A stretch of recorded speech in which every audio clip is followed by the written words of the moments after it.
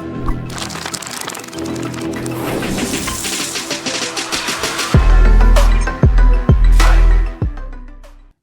everyone, welcome to Primus Learning. It's Aziz here today, and in today's lecture we are going to be looking at the hands-on part on how to work with AWS Identity and Access Management. In the previous lecture we looked at the various best practices around AWS IAM, and then we also looked at the various IAM identities like users. We talked about IAM groups, and then we talked about IAM roles and also IAM policies. So today, basically what we are going to be doing, we want to look at how to work with AWS IAM. So let's go ahead and begin. So first, I'm going to access my AWS account. So I already have my AWS account open already. So if you check in the AWS account here, basically to navigate to AWS IAM, I just go up to the search bar and then I search for IAM.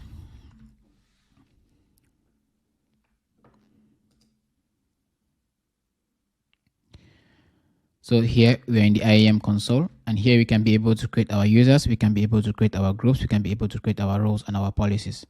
So to create a user, I head over to users. Then I click on create user. Then here I need to provide a username. So we're just going to call our user maybe demo user. And then whenever you're working with an AWS user, there's generally a couple of ways that a particular user can be able to access the AWS resources, right? So you have management console access. A user can also access the AWS account through an SDK, or they can also access the AWS account through the AWS CLI. So if you want your user to be able to access their AWS account through the graphical user interface, through the management console, which is what we're currently looking at, then you want to go ahead and click on provide user access to the AWS management console. So I select this, and then what you want to do here is go ahead and select, I want to create an IAM user, and then down. So when you're creating an IAM user, there's a couple of options. Either you can let AWS auto-generate an IAM a password for you, and then when the user logs in the first time, AWS is going to ask them to change that password and create a new one. Or you can provide a custom password if you want to. Generally, I would always go with the auto-generated password, and then afterwards I can then now change the password when I'm logging in with the particular user. So I'm doing an auto-generated password. Then also you can also decide if you want the user to change the password during next sign-in or not. So it's recommended, so I always let it turned on. So now let's do next. So after you've given the user's name and then you've done the basic config, you want to now to provide some permissions to this particular user. But first, we're just going to create a user without providing the user with any permissions. So let's just go ahead and click on next, and then I'll click on next to create user. Now, when you get to this last step, you want to be very, very careful. You need to download this CSV file because it's the file that contains your user name and the password and every detail that you're going to send to the user for the user to be able to log in. So you need to download the CSV. So after I download now, then you can now click on return to users list. So now we have successfully created our IAM user. So what we want to do now is to log into our AWS account using this particular IAM user. So what do I do? If you go ahead and check in the CSV file that you downloaded, you're going to have this same information, the same way it's displayed here. You're going to have the console sign-in URL, you're going to have the username, and then you're also going to have the console password, which is a password that AWS created for our user auto-generated. So I'm just going to go ahead, and in my second tab here, you might be wondering why this other tab is open, and this other tab is open. It's currently a different profile that is in here, because you can't be logged into a particular, you can't log in with two different, you can log into two different users in the same browser. So you need to either use like different profiles for the same browser, or you can use separate browsers if you want to. So here I'm using still the same browser, but this is a different profile. So here I just want to go up and search for AWS Management Console.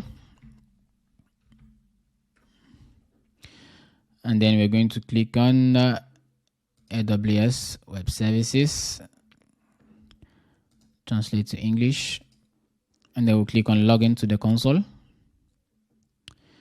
Now, in your AWS account, there are generally the hierarchy, there are generally two types of users, right? You have the root user and you have the IAM user.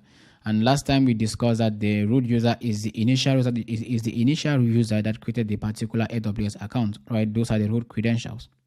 And then now you have the IAM user, which now they are those users that you're creating now in that particular account. So whenever you want to log into your account as root, you need to use this, you select this and you provide your email, and then you can go ahead and provide the password and then you'll be able to log in. But now we want to log in as an IAM user and not a root user. So I go ahead and select IAM user. When you're logging as an IAM user, you need to provide the account ID. So I just come back here. Here I have the account ID inside here. I can just copy the account ID from here like this. Copy. I come back here and then I paste it. Remove that extra dot and then I click on next. After that, you need to provide the username. So I can copy the username from here. Up, copy, up, and paste. I also need to provide the password. Copy, up, paste. And then we sign in. Now we have signed into our AWS account, and you can see on first login, AWS is going to ask us to change the password. So I need to provide the old password. So I'm going ahead. I provide the old password. Up. Now I need to provide a new password to use with this account. So I'm just going to go ahead and put any password, and I don't really need to tell you what the password is. I'm just going to choose any password. I'm going to authenticate. Yep. So, okay, let me just do this. I'm just going to type in the password myself.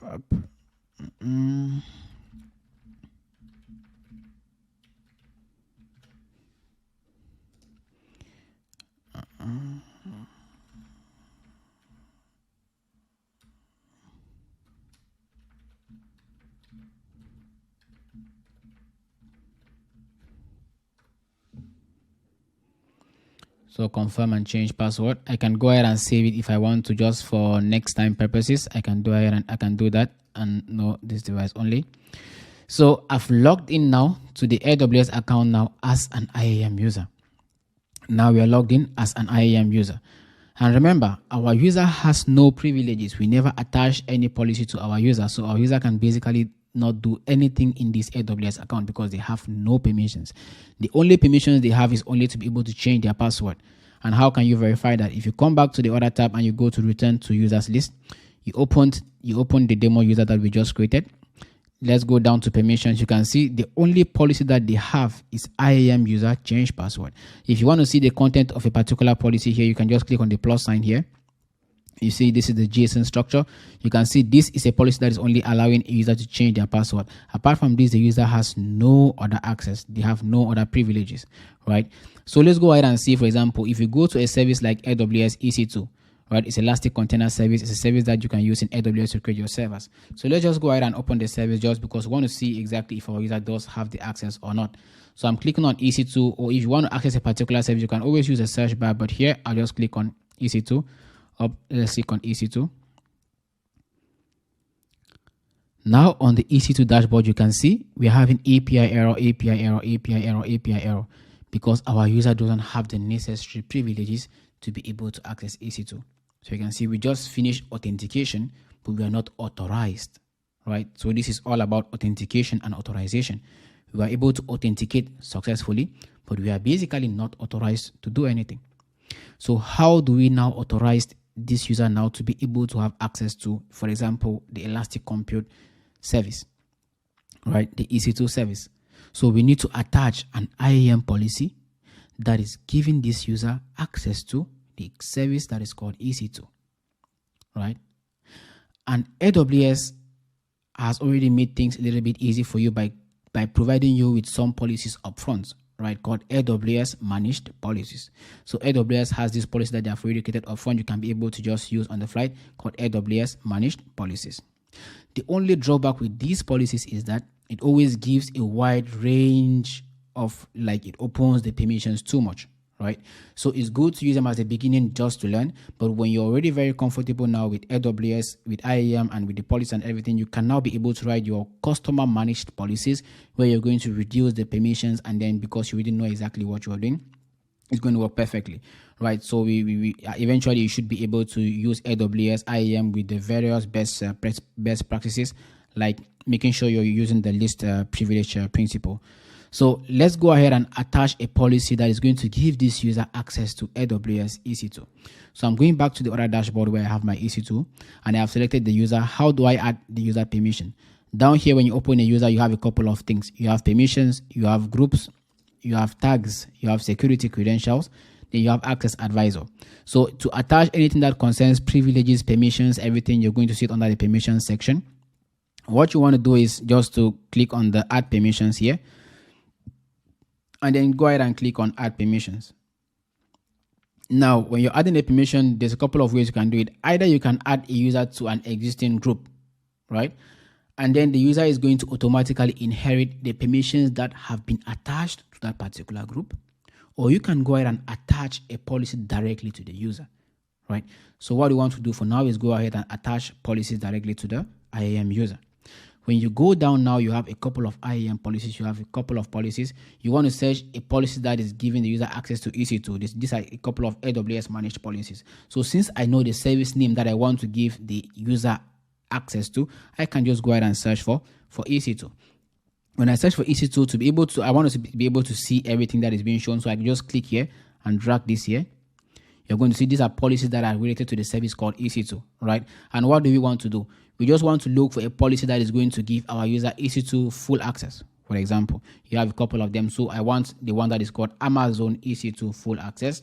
I click on, I just select this. You can also do Amazon EC2 read-only access if you want the user to only read to have only read access to the EC2 services and not be able to do something like create, delete, update, like all those kind of things. Then you can select just read-only access. For us, you want to go ahead and give our user EC2 full access. So I select EC2 full access. Then I scroll down and I click on next. After that, I click on add permissions. And that is it. Very, very easy. So after we have attached this particular permission to this user, now let's go ahead and check if it has been taken into effect. So we are coming back to this other browser now. And what we want to do now is just refresh and see if we are going to get rid of these API errors. So I refresh on this page. And now you can see, voila, we have the user now has access to EC2 because you can see all the API errors have disappeared. And the user can now go ahead and be able to create EC2 instances and anything that they want to do in the EC2 dashboard. So you can see how we have done the authentication and how we have done the authorization, right? So that is how to create an IAM user. That is how to authenticate and authorize an IAM user to be able to have access to a particular thing. Now that we are okay with the IAM user concept, let's go ahead and see how to create an IAM group. So I'm going to user groups. To create a group, you go to user groups. I'm going to create group at the top, and then I provide a group name. For example, I want to create a group for developers. I select developers. Then I go down. I can add a user to this group, or same as I can decide not to add a user to this group for now. But when you create a group is also an identity, and you need to think about this logically, right? A group is also an identity. So you're going to add users into groups, and you can also attach policies directly to a particular group, which therefore means that the users that are in that particular group, they are going to automatically assume the policies that are attached to that particular group. Right, they're going to inherit those policies that are attached to that particular group. So I can go ahead and create a group. I can create a group called developers. And then what we are going to do, we're just going to go ahead and click on create group. The group is not going to have any permissions. So let's create a group that has no privileges, no permissions, nothing. Now we have created the group. Now let's go ahead and create another user again and add this user to this particular group. Let's go to users. I'm going to create user. Then I'm going to create a user that is called as is. I'm going to provide the user with console access. I'm going to do, I want to create an IAM user. We leave all the configurations as default. And then we click on next, and then we want to add the user to the group. So from here, I can just directly add the user to the group. Same as you can still do it afterwards. You don't really need to always do it immediately when you're creating it. But let's just go ahead and do it from here directly. So you have the groups, you can just select developers, and that is it. So you click on next, and go next. And then you're done with creating the user. You can go ahead and download the CSV file if you want to. So you download this. It's just a demo for me, so I don't really need to be downloading all the time. So after we have done now, let's go ahead and switch back again with this user now. You want to log out with this one and log in with the new user. So I'm doing sign out. That is how you sign out from your AWS account. Then I click on log back in. So it's the same account ID, is the same account. So I just need to provide the new user's name. The new user's name is called Aziz. And then I come back to the console password. I click on copy, and then I see up, paste, and then return to users list. And then let's sign in, up, sign in. And now we need to provide a new password as usual. So I click on this, and then I provide a new password.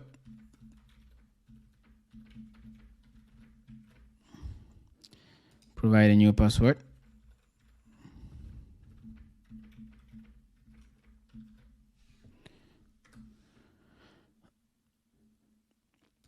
Oops, sorry. Looks like maybe there was an issue with the passwords that we provided. Let's see.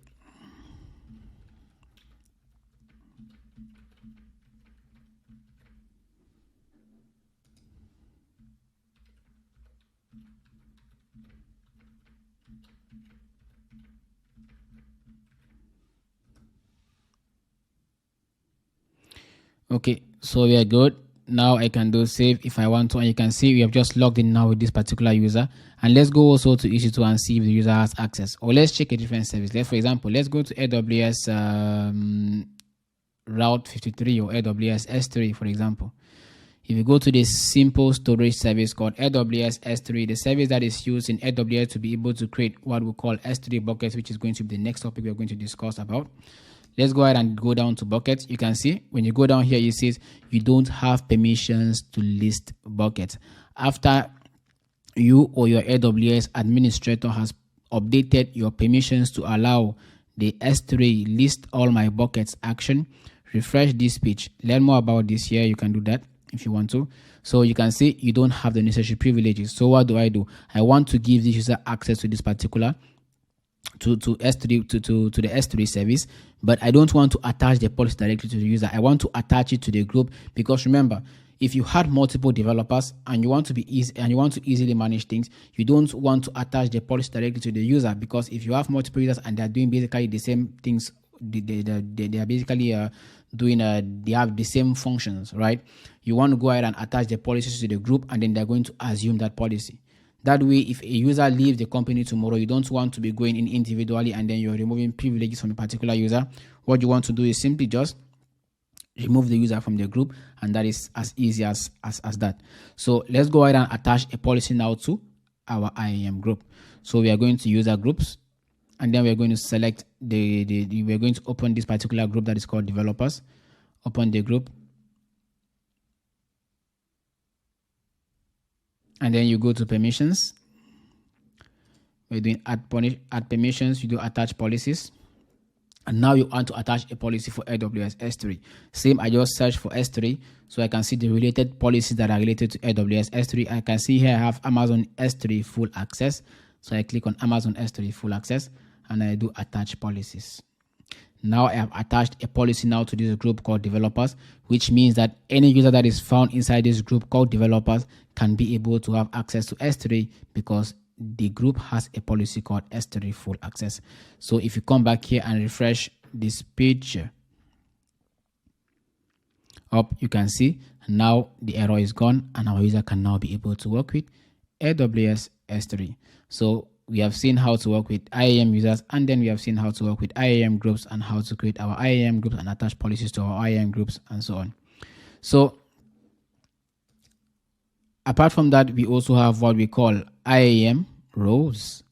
We also have IAM roles, and as we discussed about, IAM roles are identities that are used by other AWS services to discuss with other AWS services. For example, if you had a service like Elastic Compute Cloud that wanted to communicate with AWS EC2, then you're going to create an EC2 instance, and then you're going to attach the IAM role that has access to S3 to that particular virtual machine. So eventually, when we get to AWS EC2, we are going to see how to work with IAM roles. But for now, it's going to be really needless, because it's going to be out of the scope of what we're currently doing, and it's going to be really, really tricky for you to understand if you don't yet have that really understanding of the various AWS services and so on. So, but let's go ahead and look at IAM policies again and see how to digest exactly the IAM policy structure and how you can be able, how you can easily create, because remember you don't, if you don't have that foundation on how to work with JSON with JSON, then you really find it difficult to be able to create IAM policies on your own. So how can you be able to create IAM policies? Very, very easily. So if you want to create an IAM policy, you can go down to policies, okay, and you can click on create policy. And then you want to click on JSON here, and then you need to provide your policy that you want to create inside here, right? You will need to provide your policy inside here. So what we are basically going to be doing today, I'm going to just minimize this a little up, make this bigger. Yes. So you can go ahead and write your JSON policy inside here if you know how to write JSON very well. And you can see the important things here is just the effect, the action, and then the resources that you're talking about. So the effects can always be either allow or deny, right? Because either you're allowing someone access or you're denying them access. Now the actions. What action are you trying to allow or deny access to, right? What action are you trying to allow or deny access to? And then to which resources are you trying to deny or allow access to? Which service? In other words, which service, right? So you have the action, you have the effect, and then you have the result. These are the three important things that are supposed to be in your policy, like the required parameters that are supposed to always be there. And that is it. So if you don't know how to do this easily, AWS has another tool that you can use to be able to create IAM policies. Very easy. That has a graphical user interface. So I'll just go ahead and open a new tab and search for AWS Policy Generator.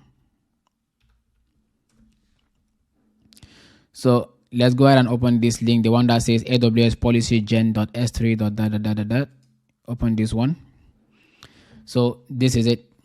So when you get here, this is the AWS Policy Generator. You have the first step. A policy is a container of permissions, the different types of policies. You can create IAM policies, S3 bucket policies, and so on. So what you want to create today is an IAM policy. So I go ahead and do IAM policy, select, and then the effects. Do you want to allow or do you want to deny access? So I want to allow, so I click on allow. So which services do you want to allow access to? I can go ahead and select any service that I want. For example, I can select S3. So when I select S3, if you want to go ahead and give access to all the services, you can use all services if you want to. But for us, we're just going to do S3. And now the actions. The actions now are, in this service, what are those things that you really want to give? Do you want to give the user to be able to do everything in S3? Or do you want them to only be able to create S3 buckets, be able to create only S3 objects, be able to just read S3 buckets, and so on, right? Those are what we call actions. All right. So if you want to give the access to all actions, you can go ahead and select all actions if you want to, or if you want to give just some particular privileges, you can go ahead and go down and then select the various actions that you really want to give. For example, if you want the user to be able to delete a bucket, for example, you have delete bucket action, right? If you want the user to be able to create a bucket, for example, you can go to C and check for create bucket. You're going to see create bucket action. If you want the user to be able to create an object or delete object, you can select delete object. Those are the various actions, right? And now Amazon resource name, the ARN for the particular resource. So if you want to give in this particular, which means that in this particular service and in all these actions, which are you talking about a particular resource in this particular service or all the resources in this particular service? So that is what the Amazon resource name, the ARN means. You need to provide the resource. So I can just go ahead and do asterisk here, which means that I want to provide these actions to all the various resources in AWS S3, right? So I go ahead and click on add statement, and then I click on generate policy. So now you have now you see the way your policy is. You have the version statement, then you have the action. You can see S3 create bucket, S3 delete bucket, S3 delete object, and you have the effect is allow, and then the resource is equal to asterisk, which means you're giving this policy is going to take effect for all the various resources in the S3 console. So now that you have your policy generated, you can just go ahead now and copy this policy. I copy the policy. I go back here, and then I can just go ahead and select all of this and remove it like that. And then we're going to paste the new one. And now we have our policy created. Now you can go ahead and click on next. And then you need to provide the policy a name. So we can just call this policy S3 create minus delete buckets like that. And then you can provide the description. It's optional, but you can provide it. I just copy the same thing and paste. And then that is it. You want to go ahead and click on create policy. And then you have created your policy. As easy as that. So if you want to search, you can search for your policy. We called it S3 something. So if you search S3, you're going to see you have S3 create delete bucket. And you can see the policy type is called customer managed policy, because it was created by you and not by AWS. So the ones created by AWS, you can see them AWS managed, and the ones created by you are customer managed policies. So same as you'd always attach the AWS managed policy to a user, you can attach a customer managed policy to a user the same way. No difference, the same workflow if you want to. So this is how to create an IAM policy, and this is how to work generally with AWS IAM. Now, for a particular user, let's go ahead and look at the other dashboard and see exactly for a particular user. We talked about the various AWS IAM best practices. So let's switch back to the other console. I'm switching back to the other tab. You see which profile was it? Okay. So now we have this particular user. If you go ahead and navigate to the IAM, service, we're navigating to IAM. So now you can see with this particular user, this user doesn't have access to AWS IAM. They don't have that access to AWS IAM. They cannot be able to create other users and do other things in there with AWS IAM. So you have other things that you can you have other things in the IAM console here. You have account settings and all the other things that come with it. You have identity providers, you have policies, you have the user, and then you have user groups. So these are the various things that you have, when you're working with AWS IAM. You need to always ensure the best practices when you're working with AWS IAM. You need to make sure that the users are managing their things the way they are supposed to be managing them. And so you can just go ahead and browse around the AWS console, to just check all the various aspects of AWS IAM. So thank you very much. Feel free to watch the previous video if you didn't, and then let me know in the comment section if you have any question about AWS IAM, and I'll see you in the next lecture where we talk about AWS S3 and all its various components. Thank you and bye.